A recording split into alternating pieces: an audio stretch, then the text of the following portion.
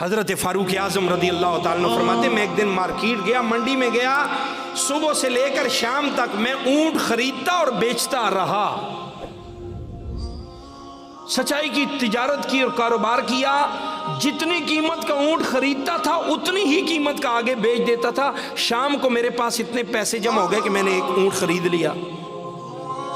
लोगों ने कहा जी बड़ा कारोबार किया, जितने का खरीदा उतने का ही बेचा, तो फिर आपके पास इतने पैसे कहाँ से आए कि शाम को आपने एक और ऊँट खरीद लिया?